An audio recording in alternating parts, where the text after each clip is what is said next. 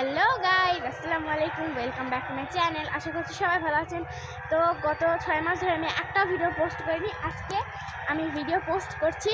তো আজকে আমি বিলে এসেছি অনেক দিন পর।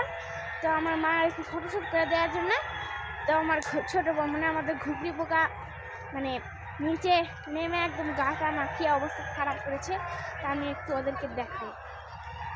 এই যে ঘুগরি পোকার দল,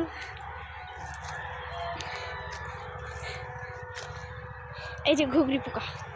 ঘুগরি পোকা কেন আসো ক, এটা হচ্ছে আমার আম্মা। আজকে ভূতনির মতো লাগছে, সত্য কথা।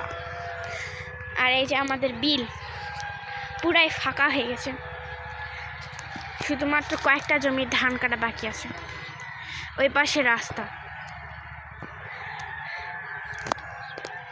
তো 6 মাস ধরে আমি একটাও ভিডিও দেইনি, কারণ আমার সামনে পরীক্ষা। আজকে আম্মুর সাথে জেদ করে একটু ভিডিও দিলাম।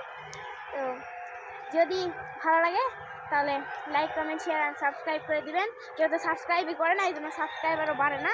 যাই হোক, আর হচ্ছে আমার একটা ফ্রেন্ড, ঘুগরি পোকার ফ্রেন্ড। এই যে ঘুগরি পোকা, আমরা সবাই হচ্ছে ঘুগরি পোকার দল।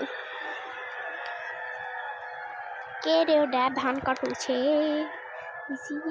যাই হোক, ঘুগরি পোকা, আমার তুমি একটু কিছু বলো।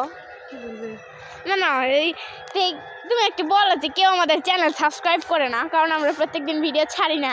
একটু কিছু বলো। এই আয়াত, তুমি একটু কিছু বলো। তুই না কিছু ক।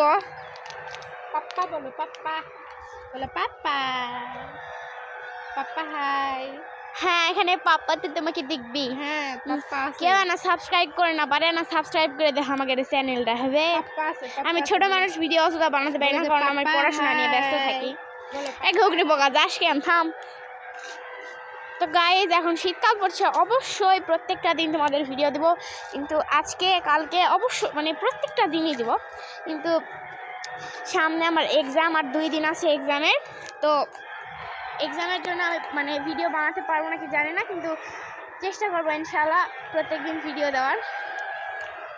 তো কিছু বলার নাই যে কেউ একটা সাবস্ক্রাইব করেন আমাদের চ্যানেল। ভিডিও মানে প্রথম 2-1টা ব্লগ ছাড়তে লাগছিলাম, কিন্তু তারপরে ব্যস্ততার জন্য আর ব্লগ আমি ছাড়ি নাই। তো কিছু কেউ পারে আমার